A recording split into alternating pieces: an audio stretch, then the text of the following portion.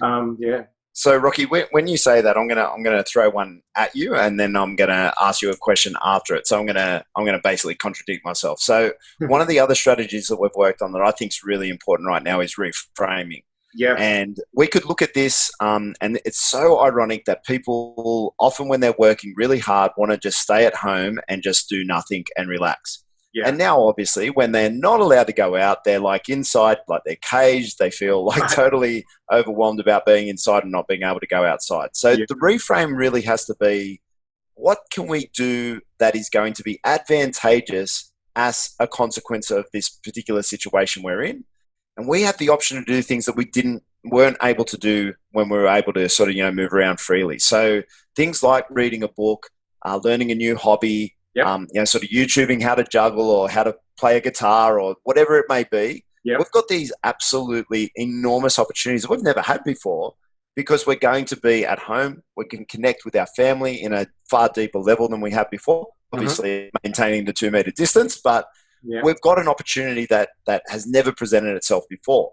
So the reframing, I think, is going to be adding into your two strategies about how long do you want to be like this? Well, here's an opportunity. Let's be positive about what we can get out of this situation. Yeah. But this is my question where I contradict myself. So we've got this opportunity to connect with our family. Yeah. But we've also got this great opportunity to have bigger conflict with our family than we've ever had before. Yep. And I know from personal experience that some of the doubts or the uncertainty or the lack of clarity about what we can and cannot do is causing some conflict within families about how to handle the situation. Yeah. Are we going to work? Are we going out for dinner? Or are we going over to a friend's place? Like what is okay to do and what isn't okay? Obviously we get some information and some advice from the government, but because of that lack of clarity, it's causing conflict. And any conflict can arise out of a lot of different situations. So my question to you, Rocky, is reframing is great. I can spend more time with my family, but what about when we start to get a bit cooped up, we get a bit frustrated, and that descends into some conflict in our households? What do we do?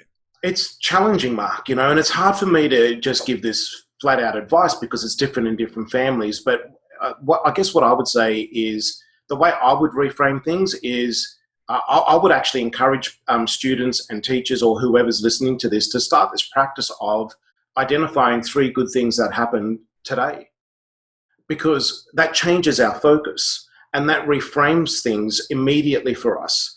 We have a game, the card game, Mark, where we call it on the plus side, right?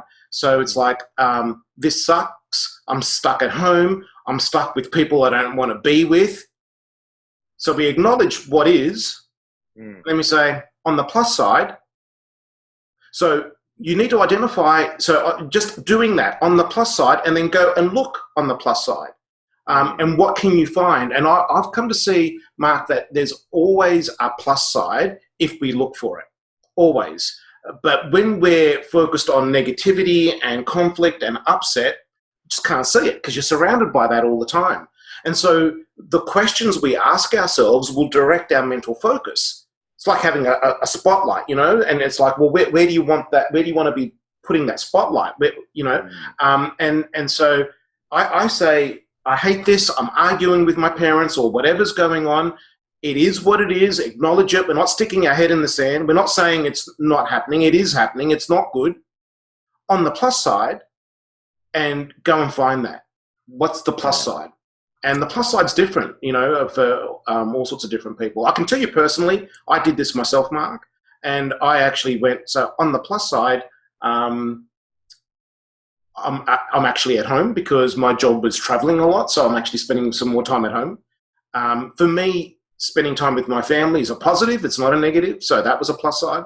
And the other thing is I've wanted to be creative and create content and do things like you and I are doing right now and putting it out into the world. And I was always too busy to do it. So, that's a plus side. I can be more creative and do things like that. So your job and your responsibility is to find a plus side in these terrible times, but they're not terrible all of the time, right?